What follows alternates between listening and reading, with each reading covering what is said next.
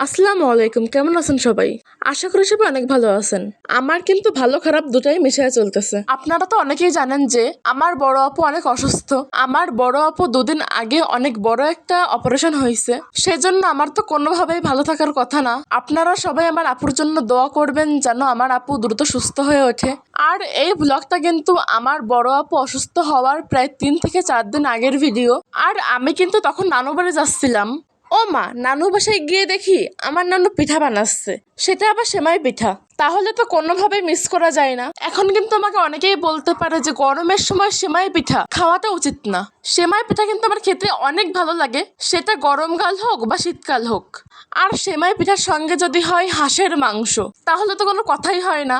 আমার নানি কিন্তু অনেক ভালো পিঠা বানায়, সেটা যে কোনো পিঠাই হোক না কেন, পুলি পিঠা, পাটিসাপটা পিঠা, পান পিঠা, যে কোনো পিঠাই হোক না কেন, আমার নানি কিন্তু অনেক মজার মজার পিঠা বানায়। আর আপনারা কিন্তু এখানে দেখতেই পারতেছেন যে সেমাই পিঠাগুলো বানানো হয়ে গেছে। আর এখানে কিন্তু দুটো হাঁস কেটে রাখা হয়েছিল, আর এখন কিন্তু এই দুটো হাঁস রান্না করা হবে। রান্না করার পর কিন্তু আমি হাঁস আর সেমাই পিঠা মজা করে খাবো।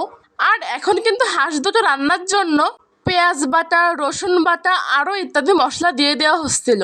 আর আমার নানু বাড়িতে কিন্তু মাটির চুলায় রান্না হয়। মাটির চুলায় রান্না খেতে কিন্তু অনেক মজা লাগে।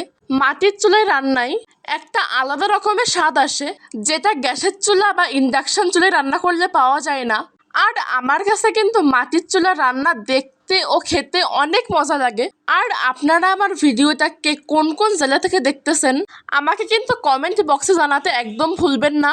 আর আপনারা যারা এখনো পর্যন্ত আমার ইউটিউব চ্যানেলটা সাবস্ক্রাইব করেননি, তারা কিন্তু এখনো ঝটপট করে আমার ইউটিউব চ্যানেলটা সাবস্ক্রাইব করে দিন।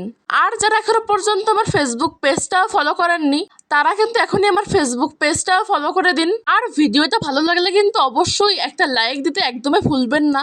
আপনারা আমাকে লাইক দিলে কিন্তু আমি আরো বেশি আগ্রহ পাই আপনাদেরকে আরো নতুন নতুন ভিডিও দিতে। আর এখানে কিন্তু আমার নানু পেঁয়াজ ও রসুন বাটার ভিতরে পরিমাণ মতো হলুদ গুঁড়া ও মরিচের গুঁড়া অ্যাড করছে। আর এখানে কিন্তু মরিচের গুঁড়াটা একটু বেশি পরিমাণের দেওয়া হয়েছে, যেহেতু মাংসের পরিমাণটা বেশি সেহেতু ঝাল তো একটু বেশি দিতেই হবে। আর এখানে কিন্তু মশলা কষানোর ভিতরে মাংসটা দিয়ে দেওয়া হয়ে গেল। আমার তো মাংসটা দেখে জিভে জল চলে আসছিল। আর মাংস থেকে এতটা পরিমাণে সুন্দর একটা স্মেল আসতেছিল, যেটা একদমই বলার বাহিরে। আর এদিকে কিন্তু আমার নানু মাংসের পাশাপাশি সেমাইও রান্না করে নিচ্ছিল। আর এখানে কিন্তু সেমাই রান্নার ভিতরে কয়েকটা তেজপাতা অ্যাড করে দিল, আর তার সঙ্গে কয়েকটা কিশমিশ। আর আমার নানু কিন্তু এদিকে হাঁসের মাংসটা কষিয়ে নিচ্ছিল। আর হাঁসের মাংস কিন্তু অনেকক্ষণ ধরে কষাতে হবে, কারণ হাঁস খুবই পরিমাণে শক্ত। আর এখন কিন্তু নানু হাঁসের মাংসের ভিতরে আলু অ্যাড করে দিচ্ছিল। আল্লাহ হাফেজ, আপনাদের সঙ্গে পরবর্তী ভিডিওতে দেখা হবে। সবাই ভালো থাকবেন।